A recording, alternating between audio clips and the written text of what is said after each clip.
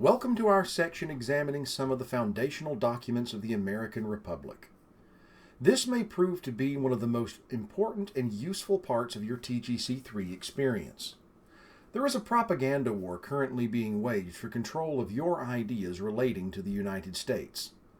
The U.S. is in an exceptionally exciting period of its history, and all sides know that if they can control your assumptions, your worldview about what the United States is and what it stands for, they can strongly influence how you relate to it and how you conduct yourself in these days. That problem is made much worse by the fact that probably a majority of Americans have never actually read, let alone understood, what is actually in their founding documents. We're going to try to cut to the root of that problem here by not only examining their background and influences, but by reading them and discussing them directly. Perhaps interestingly, the U.S. has had, until relatively recently, a very strong emphasis on written documents in their government and history. That's not normal worldwide. For example, did you know that the British Constitution is actually not a written document at all? Parts of it are written down, like the Magna Carta, but there is no one single document called the British Constitution that contains it all. That's because the British Constitution is actually a collection of unwritten traditions that have developed over time. Basically, it was just the way they all agreed to do government. This wasn't good enough for the Americans. They had been influenced by all the Puritan tradition of literacy and the written word. They wanted everything to be written down and recorded. Why? Because unwritten rules can change whenever people feel like it and can get away with it. In an unwritten system, your rights are your rights until suddenly they aren't. If it's written down in a permanent, agreed-upon form, it can't change on a whim. It has to actually be formally rewritten into a new document. That was an essential check and balance in defense of American rights and evidence of a strong Christian influence. Today we'll be looking over our first two documents, the Declaration of Independence, where we'll spend most of our time, and the Articles of Confederation, the U.S.'s first functional, well, sort of functional, constitution. There is an important debate we need to clear the air on before we proceed further in this section. What exactly is the connection between the founding of America and the Christian religion? If we don't tackle this first, you're likely to just interpret every document we read through the lens you've already absorbed. And believe me, there are groups out there on both sides howling in your ears about it. So while I wish we had more time, let's take a quick look at the evidence in the hopes that we can make a fair examination. To begin with, we need to clarify a few things. The longer you listen to the debate, the more you'll recognize that Christians will often allow others to set the terms. In doing so, they lose the debate about America's origins before they even really get started by allowing their opponents to lay things out in such a way that Christians can never win. First, we have to identify what question we're really asking. Do we want to know, is America a Christian nation, or rather, was America founded as a Christian nation? There's a lot of devil in these details. If we ask the former question, the answer is clearly no. Whatever America may have begun as, she is no longer Christian in any meaningful sense of the term. Current Christians are faced with the need to re-evangelize the country from the ground up. To try to argue for a Christian basis for America beginning here today is a lost cause. It's better to ask, was America founded as a Christian nation? Whatever America has become, what she was founded as is a much different question and depends on no modern standards or trends or opinions. That is the place to begin. Next, we must define some key terms. In particular, what do we mean when we say America was or was not founded as a, quote, Christian nation? Again, if Christians allow the terms to be defined unfairly, they lose the debate before it begins. What is it that makes one nation Christian in the sense that we mean here and another unchristian? Atheists, and sadly some Christians, want to argue that in order for America to be Christian, it must be a theocracy. A theocracy is literally rule by God through appointed priests who occupy positions of government power. The laws aren't simply influenced by religion or even based on them, they are culled directly from the religion involved. A good example of this is modern Iran, where the Ayatollah, the head of their church, is also the ultimate power in the state. Here's the issue. The United States never has been and was never intended to be a theocracy. That was never the goal of even the most religious of the founders. So for Christians to proceed with that definition of a Christian America is to fail miserably by definition. Further, when Christians fail to show that America was a theocracy that it never was, secularists can then claim that there never was any real religious influence on the country at all. Another bad definition Christians sometimes use essentially assumes that America was a Christian nation because all or most all of the founding fathers and the people were evangelical Bible-believing Christian clones. Why is this bad? Well, because humans are very, very diverse. You can never show that all of anyone is this way or the other.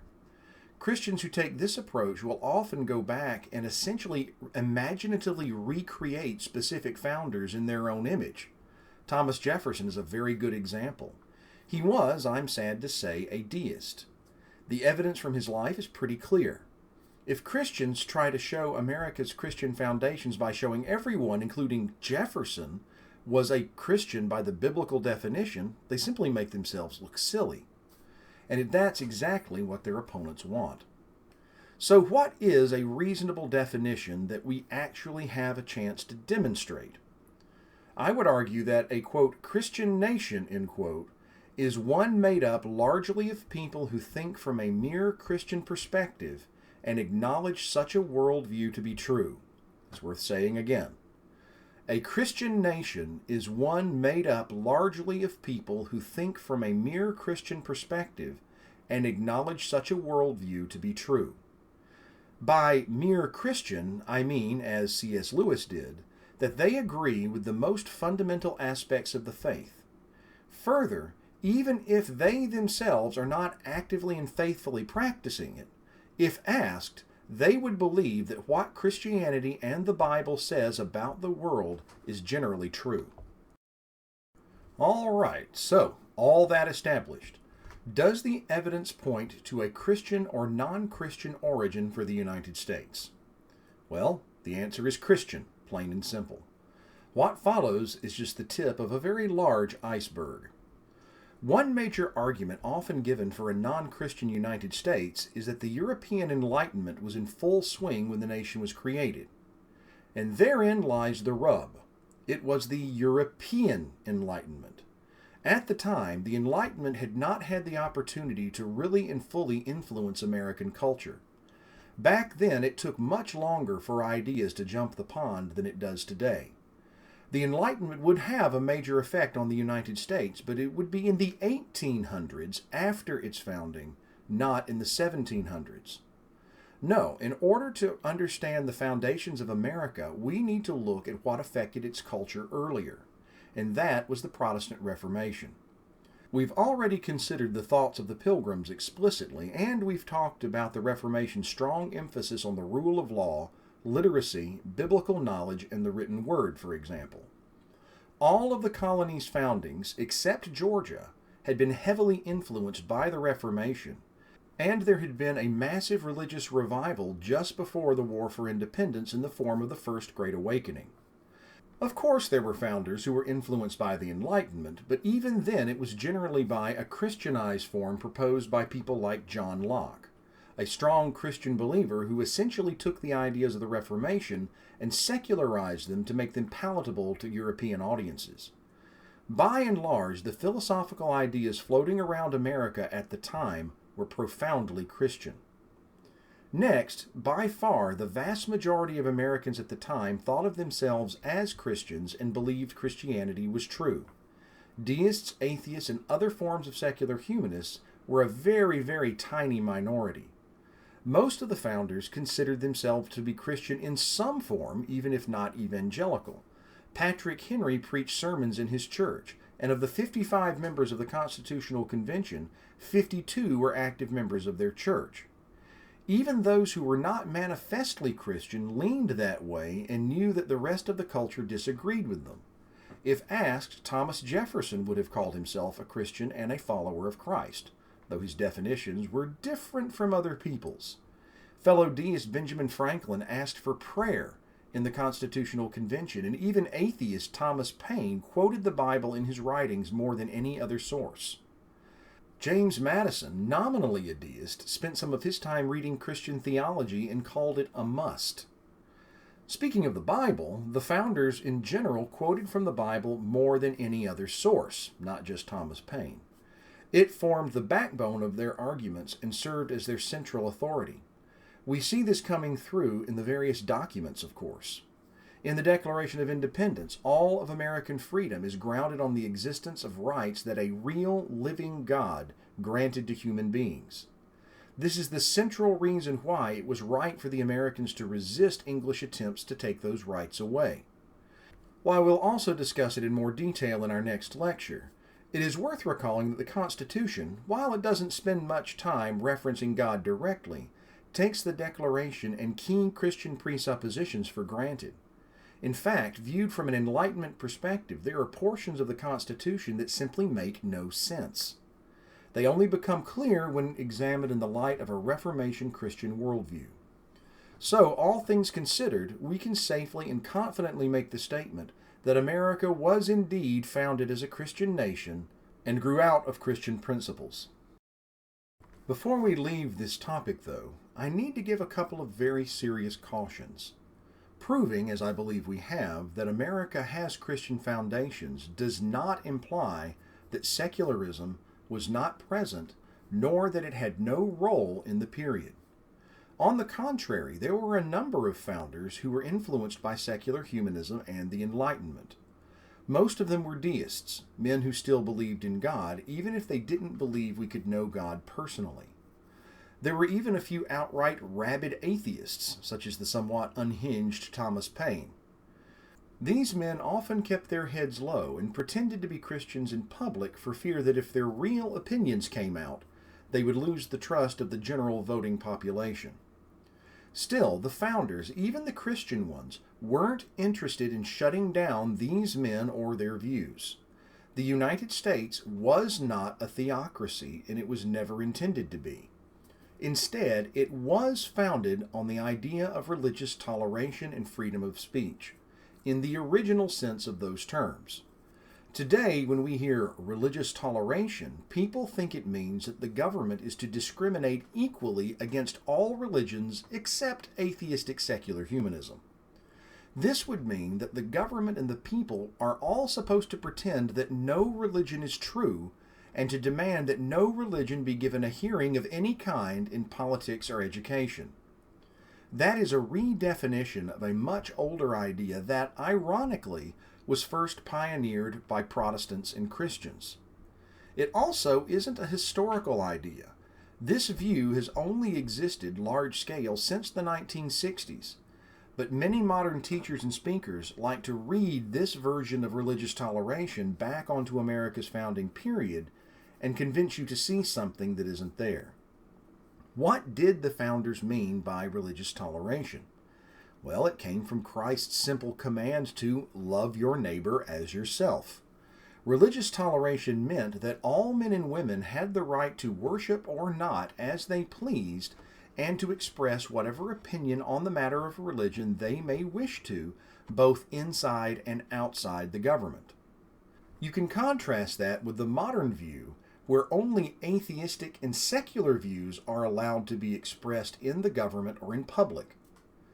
In reality, toleration begins when we say to another person, "I believe you are wrong, but that's all right. We can talk about it peacefully." That indeed was a key aspect of the Christian foundations of the United States of America. So, bringing it back around to the Declaration. It was produced as a joint effort of the Continental Congress in spring and summer of 1776, after extensive attempts to reconcile with Britain without giving up American rights had failed. Let's clarify some of the basic facts of the Declaration and what it meant at the time. To whom was the Declaration addressed?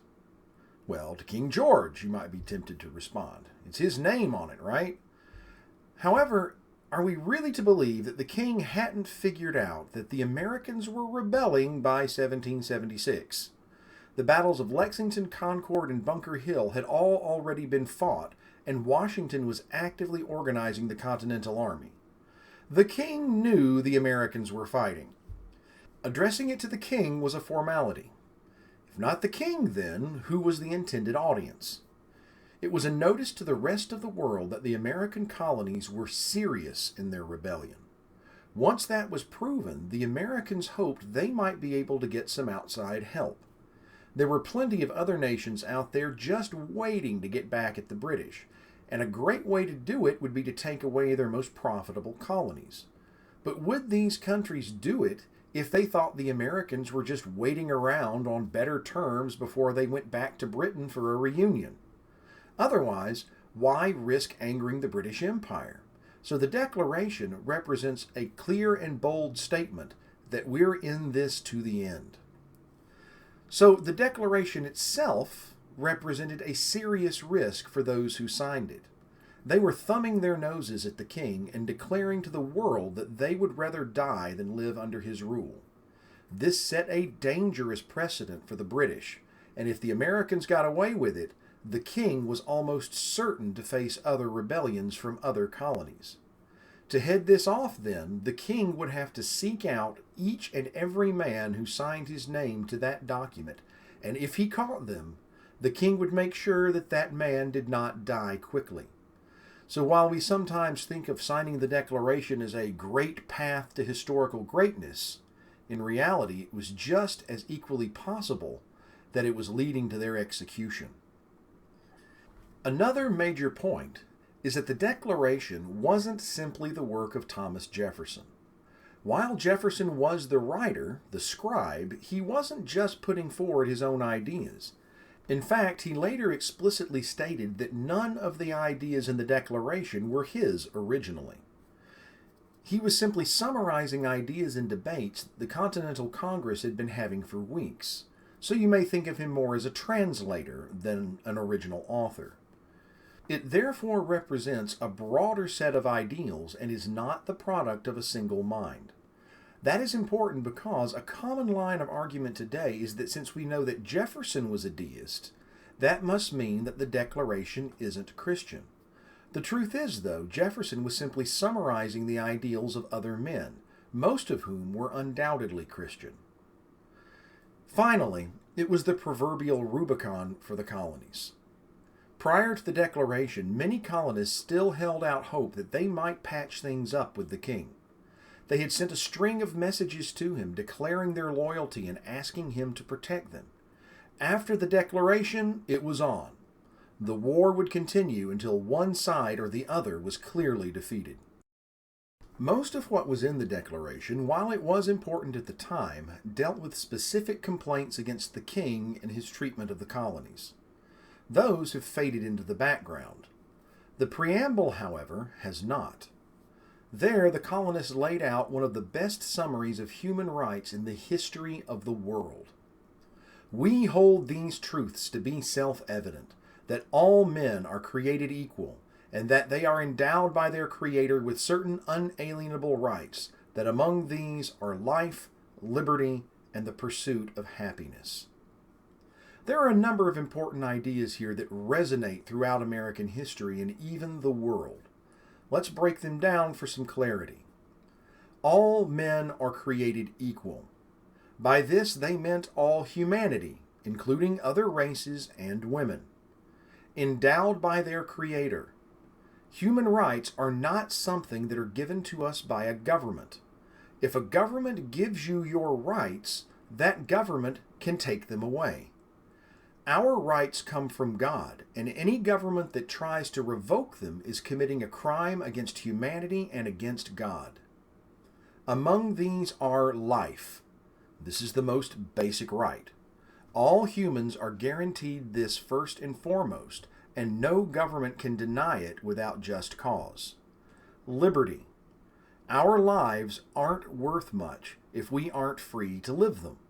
Once a government has protected life, it must also protect liberty and the pursuit of happiness. Each person is free to exercise his or her freedom to pursue what makes him or her happy. Note that this isn't phrased as a guarantee. It doesn't just say life, liberty, and happiness. That is key because it means that the government isn't supposed to make you happy. It's not the government's job to make people happy, but rather to make it possible for people to pursue their own happiness. Actually achieving happiness isn't on the government, it's up to us. That is a very different view compared to what many people today tend to believe. In American history, the Declaration of Independence occupies a distinct and powerful position, one people often confuse with the Constitution, which obviously comes later. At the beginning of the nation, the Continental Congress is setting up their national ideals, essentially defining what the nation will stand for. Ideals are obviously different from realities, but they are no less important. Your ideal is what you would be if you had the chance to be perfect, or nearly so. If your ideal is well chosen, it will always be just out of reach, pulling you onward without discouraging you. So, as a Christian, Christ is the ideal man, the person whom I most want to be like in every possible way. But of course, the reality of my life is much different. The truth is that I sin and I fall short of His glory on a daily basis. But when I do, I ask forgiveness and I try again. Christ's example is constantly making me a better person as I follow Him. Every time I'm tempted to think I've arrived, I find that He's still a step ahead of me, ready to take me to the next level. That is what the preamble of the Declaration is to the United States. In a perfect world, the U.S. would be able to completely ensure life, liberty, and the pursuit of happiness to all of its citizens. Unfortunately, the reality is that we are a nation of fallen human beings, and we definitely come up short of our ideal. But, like Christ in the example given, the Declaration is still there, reminding us of what we've done wrong and showing us the need to do it right. This puts the Declaration in a special relationship to documents like the Articles of Confederation and the Constitution. If the Declaration is the ideal, the Articles and the Constitution are our attempts to reach that ideal, to make it happen. To use another analogy, the Declaration is like a target, while the Articles and the Constitution are arrows that we shoot in an attempt to hit the target. We try to hit the bullseye, and though we rarely hit it head on, the lines on the target tell us how far off we are and in which way. We make adjustments and we try again. When we saw that the Articles failed to hit the mark, we tried again with the Constitution. When we see the Constitution comes up short in some ways, we amend it. This is an important distinction to make because another common charge against the United States is that it fails to live up to the Declaration and is therefore a hypocritical farce. The first part of the argument is undoubtedly true. The U.S. has indeed failed to live up perfectly to its ideals, sometimes pretty spectacularly, sadly. But the second half of the argument is hogwash. Any good ideal will always be just out of reach, calling us onward and upward, constantly trying to get us to do better. More important is the fact that America has high ideals, and that it does often strive to meet them. The language of the Declaration struck a strong blow for liberty and freedom, and for the Americans, it proved to be a double-edged sword. There was a glaring contradiction between the ideal and the reality in the colonies caused by an already existing institution, African chattel slavery.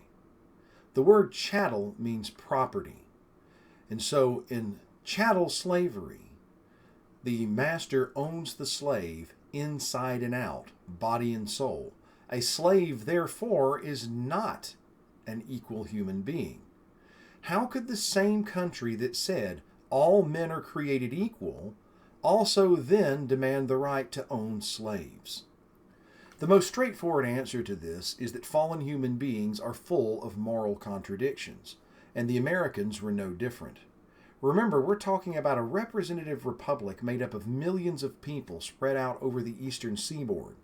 So for some of them to stand up strongly for freedom and mean it, while others elsewhere owned other human beings, isn't quite the same as saying Joe here owned slaves and was just saying that freedom for everyone is a God-given right.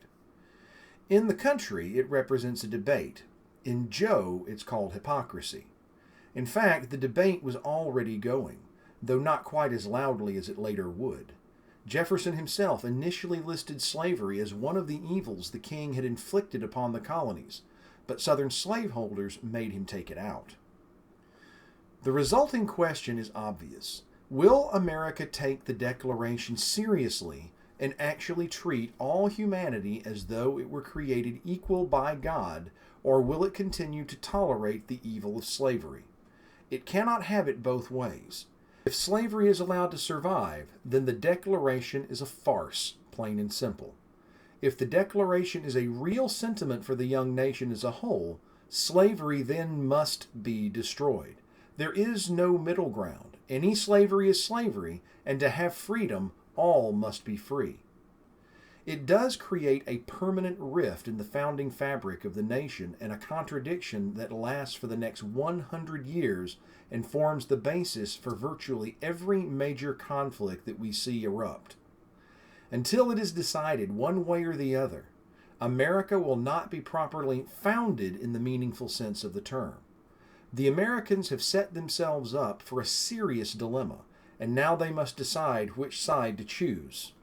We'll follow that story through the American Civil War as we progress. As we move on to the Articles of Confederation, it's interesting how many Americans actually don't know anything about them. More than a few think we somehow skipped along joyfully and successfully from the Declaration straight into the Constitution. Unfortunately, this overlooks the hard fact that creating a new, free, functioning government isn't easy, and the United States, for all its history of free government in Britain, still had a major learning curve. The Articles of Confederation were the first Constitution of the United States. That's Constitution spelled with a little c. When you spell it that way, it just means a way of doing government. Later, when they write the Constitution of the United States, the word Constitution becomes part of that document's title. So in context, when we say Constitution with a capital C, we mean that specific document. A little c is a more general reference. Anyway, with the war waging and independence declared, the Americans needed to form a working government. The Continental Congress threw together the Articles of Confederation to stand in the gap and form the initial organization of the United Colonies. Now, in some ways, this is a very different document from what you'll see in the Constitution, here with a capital C. At the time, the founders were very, very nervous about all possible forms of tyranny. After all, that's why they were rebelling against the British. And so, in their new government, they locked down the executive and legislative powers with an excessive amount of checks, balances, and limitations. It created what you would call a confederation of states, as opposed to a federal union, as we'll eventually have under the Constitution. This meant that under the Articles, individual states functioned more like independent countries than as members of a unified government. The central government could ask them to do things like pay taxes or send soldiers, and they could ask them nicely, but they couldn't force them to do anything the states didn't want to do. That should make sense given that they were all about defending the freedom of the states and the people at this point. But one big problem will emerge. The Articles barely worked during the war, and they basically stopped working at all after the war was over. Without the unifying direct threat of the British military and army to force the states to work together, more than a few pretty much stopped cooperating. They accrued massive debts, slapped taxes on each other's imports and exports, and often refused to pay their taxes in full, even when they paid them at all. At one point, an open conflict called Shays' Rebellion began, and the central government realized that it was powerless to stop it. It couldn't raise troops or defend itself. Shays' rebellion eventually settled out without becoming a threat to the entire Union, but it frightened many of the founders.